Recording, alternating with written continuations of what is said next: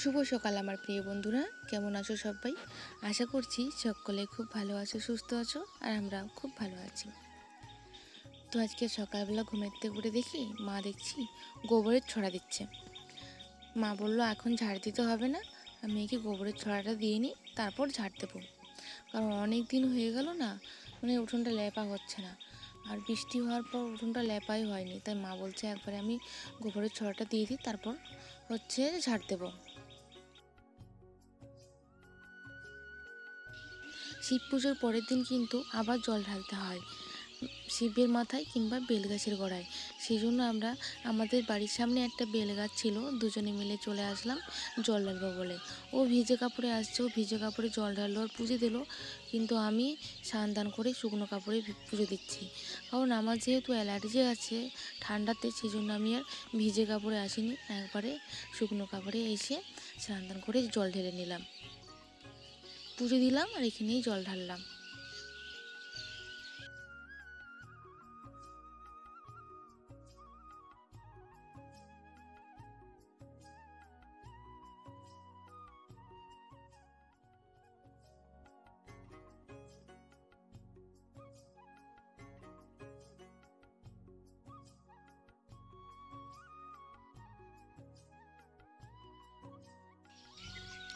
ঠাকুরকে প্রসাদ দিয়ে পুজো দিয়ে এবার বাড়ি যাচ্ছি। আমাদের পুজো দেওয়া হয়ে গেছে, তারপর বাড়ি এসে দেখি মা না মাঠে গেছিলো। আর এই দেখো কত বড় বড় বাঁধাকপি, বাঁধাকপিগুলো কিন্তু এত পরিমাণে বড় হয়েছে যে বাঁধাকপিগুলো ফেটে গেছে। আর একটা বাঁধাকপি কিন্তু একটা হাতে ধরে রাখা যায় না, প্রচুর ভারী। এই দুটো বাঁধাকপি প্রায় 10 থেকে 12 কেজি ওজন আছে, এত বড় হয়েছে। মেয়েকে সকাল সকাল রেডি করে দিয়েছি, ও কিন্তু স্কুলে চলে যাচ্ছে। অনেক বায়না করছিল যে আজকে স্কুলে যাব না। তারপর শেষমেশ ওর বাবা বকাবকি করতে ওর বাবা এই গাড়িতে করেই নিয়ে চলে গেল স্কুলে। যেহেতু বাড়িতে কেউ নেই দিতে যাওয়ার, সেই জন্য ভাবলাম যে ওর বাবাকে বললাম যে তুমি নিয়ে চলে যাও একবারে।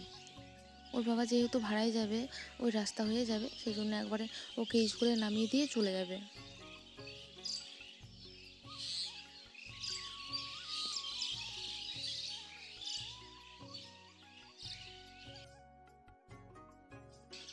দুই বউ সকালবেলা বসে গেলাম যে বিয়েতে যে কী কী গিফট পেয়েছে সেগুলো খুলতে। কারণ আমরা আজকে ঘরগুলো গোছাচ্ছিলাম, ঘরগুলো সব এলোমেলো ছিল, আর গিফটগুলোও না সব এলোমেলোভাবে রাখা ছিল। সেই জন্যই ভাবলাম যে একবারে গিফটগুলো ভালো করে প্যাকিং করে রেখে দিই। সেই জন্য দুজনে মিলে বসে গেছি গিফটগুলো খুলতে। যেই যে গিফটগুলো পেয়েছে সেগুলো সব সংসারেই কাজে লেগে যাবে। অনেক রকমের 2-3 রকমের বাটির সেট পেয়েছে। তারপর যে ননস্টিকের কড়াই পেয়েছে 4টে। তারপরে আছে জগের সেট, কাচের যে জগগুলো হয় না, জগ গ্লাসের সেট, সেগুলো এক সেট আছে। ডিনার সেট আছে। সব রকম মিলিয়ে অনেক রকমের গিফট পেয়েছে। সেই জন্য দুজনে খুব হাসাহাসি করছিলাম যে যাক, এগুলোই কিন্তু কাজে লেগে যাবে। আর একটা ছোট ননস্টিকের কড়াই আমি বার করিয়ে রাখলাম, কারণ অনেক সময় আমাদের ঘরে কাজে লাগে, সেই জন্য বললাম যে একটা কড়াই থাক। তাই আমি ভাবছিলাম যে ছোটোটা রাখি, বলছে না ছোটোটা নিতে হবে না, নিলে একটা বড় দেখে নাও। তা ননস্টিকের কড়াই পেয়েছে 4টে। আর এই যে হলো জগের সেট, কাঁচের সেট। এই সেটটা না খুব সুন্দর, গ্লাসের ডিজাইনগুলো না খুব সুন্দর। আর আছে একটা ডিনার সেট, এটা হচ্ছে ডিনার সেট, ডিনার সেটের মধ্যে বাটি, প্লেট সব কিছুই আছে। আর এটা দিয়ে কিন্তু বৌভাতে ভাত সাজানো হয়েছিল ডিনার সেটটা দিয়ে। তো এত কিছুর গিফটের মধ্যে আমাকে কোন গিফটটা দিয়েছে জানো বন্ধুরা? এই যে খুব ভালো লাগছে আমার রাধাকৃষ্ণের মূর্তিটা। তো আমাকে আলাদা স্পেশালিভাবে দিল, যে বলছে দিদি তুমি এটা রাখো। তা আমি নিয়ে গিয়ে ঘরে রাখছিলাম। আর সবচেয়ে একটা স্পেশাল গিফট আছে, এই যে হলো বিয়ে হতে না হতে 60 বছরের বুড়ো বানিয়ে দিয়েছে বন্ধুরা। এটা হচ্ছে ভাই, আর এটা হচ্ছে ভাইয়ের বউ, নতুন বউ। দেখো কীরকম লাগছে, ওরা যে বিয়ে করছিল সেই ছবিটাকে এমনভাবে তুলেছে পুরো 60 বছরের বুড়ো বানিয়ে, তারপর কি গিফট করেছে দুজনকে। সবাই তো ভীষণ হাসাহাসি করছে, বলছে বিয়ের দিনই 60 বছরের বুড়ো বানিয়ে দিল।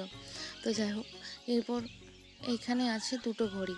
এই দুটো ঘড়ির মধ্যে এই ঘড়িটা যে আমাদের ক্লাবের থেকে দিয়েছে। ঘড়িটা খুব সুন্দর, এটা মানে অ্যালার্ম বাজে টিং টিং করে। আর এই ঘড়িটা বললাম যে তোমরা একটা ঘরে রাখো, আর এই ঘড়িটা আমাদেরকে গিফট করেছে, বলছে দিদি তোমরা এই ঘড়িটা নেবে আর আমরা একটা ঘড়ি নেব। তা এই হচ্ছে বিয়ের সব গিফট। ওগুলো সব প্যাকিং করে চলে এসেছি রান্নাঘরে রান্না করার জন্য। তো আজকে রান্না করব লাল শাক চিংড়ি মাছ দিয়ে। আর এই যে মা সব এদিকে সবজিগুলো কেটে দিয়ে গেছে, মাঠে গেছে গরুর জন্য আবার সেই মূলো শাক যা যা সব আছে সবগুলো আনতে গেছে। কারণ এবার আলু ভাঙা হয়ে যাবে, মানে আলু ভাঙা শুরু করবে, তারপর হচ্ছে যে সব ঘাস মোড়া স্প্রে করে দেবে। তাই মাঠে যা যা সবজি আছে মা সেগুলো হচ্ছে যে আনতে গেছে। এইবার কালকের থেকে বিম তোলা শুরু হয়ে যাবে, আবার বিম তুলতে যাবে। তো এবার আলু ভাঙা হয়ে গেলে অনেক চাপ সংসারে, মানে মুনিশ কামিনে রান্না, আবার হচ্ছে যে আলু পুড়তে যাওয়া, মাঠে যাওয়া, সবটাই তোমার সাথে শেয়ার করবো বন্ধুরা। যেহেতু আমরা 2 দিন ভাত খাইনি, সেজন্য আজকে নিজেরাই বসে গেছি রান্না করতে। মা চলে গেছে মাঠে আর সব কিছু আমাদের গুছিয়ে দিয়ে গেছে। আজকে রান্না হবে লাল শাক আর এই যে মাংস। তো সব মশলাপাতি একসাথে গুছিয়ে নিয়েছি, এবার রান্না করতে শুরু করেছি। ওইদিকে সোমা সব কাজ করছে বাইরের, আমি এদিকে রান্না করছি বসে বসে। তো দুজনে মিলে এইভাবেই কাজগুলো করে নিই। আর দুজনে কাজ করলে কষ্টটা খুব কম হয়, আর একসাথে তাড়াতাড়ি করে কাজটাও হয়ে যায়। তো যাই হোক বন্ধুরা, আজকে শরীরটা এতটাও ভালো নেই, সেজন্য আর সেরকমভাবে ভিডিও দিতে পারছি না, আর কোনো ভিডিও শ্যুট করিনি। তো আজকের ভিডিওটা এখানেই শেষ করছি বন্ধুরা। দেখা হবে আরও নতুন নতুন ভিডিওতে। আর যদি ভিডিওটা ভালো লেগে থাকে একটা লাইক কমেন্ট শেয়ার আর সাবস্ক্রাইব করে দিও। একটু পাশে থেকো, যদি তোমরাও কমেন্ট করো তাহলে জানতে পারবো আমার এই ভিডিওটা কেমন হয়েছে। আর 2-1 দিনের মধ্যে কিন্তু আমাদের আলু ভাঙা শুরু হয়ে যাবে, তখন কিন্তু তোমাদের সাথে সব ভিডিও শেয়ার করব। প্লিজ বন্ধুরা তোমরা সবাই একটু পাশে থেকো। আমাদের পরিবারটা যেহেতু চাষি পরিবার, সেই জন্য না চাষের দিকে সবাই মানে ব্যস্ত আছে। আর এখন যেহেতু আলু ভাঙা হবে, সে তো আরোই ব্যস্ত। আর 2 দিন পরে কিন্তু আমরাও ব্যস্ত হয়ে যাব, কারণ মাঠে অনেক মুনিশ কামিন থাকবে তাদের রান্নাবান্না করার জন্য। সেই জন্য বলছি বন্ধুরা প্লিজ তোমরা সবাই একটু সাপোর্ট করো, যাতে তোমাদেরকে আমি ভিডিওগুলো দিতে পারি। আর একটু পাশে থেকো যেন আমি এগিয়ে যেতে পারি। তো এখানেই শেষ করলাম, তোমরা সুস্থ থেকো।